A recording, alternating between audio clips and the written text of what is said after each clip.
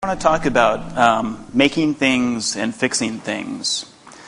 And that's because I think that kind of manual competence has a wider cultural significance. Consider that in the last, 10 or 20 years, there have been changes in material culture that make it harder to be self-reliant.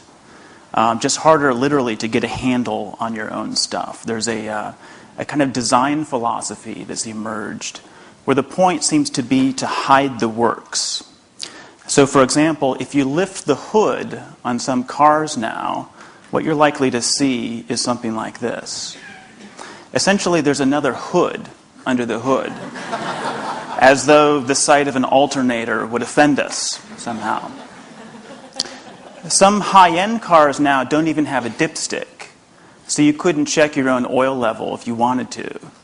Instead, you're sent an email from someplace when your oil level gets low. And I can't be the only person who's a little bit creeped out by that. Some high-end cars now don't even have a dipstick. Not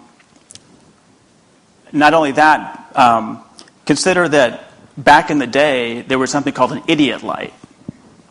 And it was called an idiot light for a reason, right? We had a harsh judgment of anyone who was so uninvolved with their own car that they let it get to the point that the light is coming on. But there's some weird cultural logic whereby idiocy, that is a lack of involvement, gets recast as something desirable, right? It's a sign of technological progress. And of course, it is a kind of progress when you no longer have to mess around with dipsticks and dirty rags. But I also want to just notice that there is a kind of moral education that is tacit in material culture. And it can go in various directions.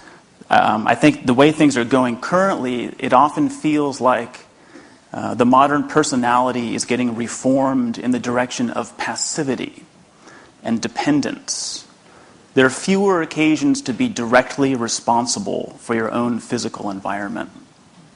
And with that, I think, comes less expectation of responsibility. If you're over a certain age, and I think a few of you are, you might remember that before the internet, there was something called the Sears catalog. It had much the same function. And it included blown-up parts diagrams like this for all the appliances that they sold. And it was just taken for granted that this information would be demanded by the consumer, who expected to own this for decades. By the way, raise your hand if you know what this is. It's okay. I worked as an electrician's helper when I was 14. And did it all through high school and college in the summers. And I graduated in 1989 with a degree in physics, and moved to LA to look for work in aerospace.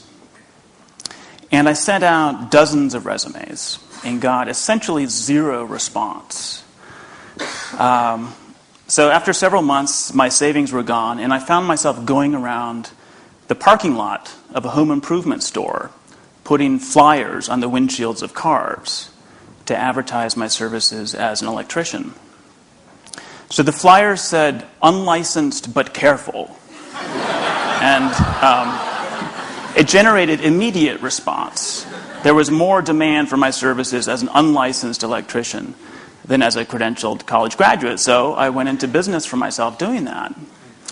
And during that time, I never stopped taking pleasure in this moment that would come at the end of the job, where I would flip the switch and the lights would come on. In fact, I had this thing. I never got tired of, and there was light. So it was an experience of agency and competence. And the effects of my work were visible, just literally visible, for all to see. So my competence had a kind of social reality to it. I was sometimes kind of brought up short and made real quiet by a sight like this. So this is a big gang of conduits entering a panel. This is at a hospital in Detroit. Look in particular at the bends in the upper right-hand corner that come around and down and up and over. So this was a skill so far beyond my abilities that I felt that I was in the presence of some genius. and that whoever bent this conduit probably imagined this moment of recognition as he worked, that someone would recognize it for what it is, which is, I think, a work of art. And by the way, the name of the guy who bent this conduit is Denny Kaye, and there he is with his pipe bender. Most of my work, so I was doing residential and light commercial work, and so most of my work got covered up inside of walls. But still, I felt pride in meeting what are really the aesthetic demands of a workmanlike installation, because maybe sometime, the wall would get opened up, and another electrician would see it someday. And I didn't want to be embarrassed by it. It's been said that craftsmanship consists simply in the desire to do something well for its own sake.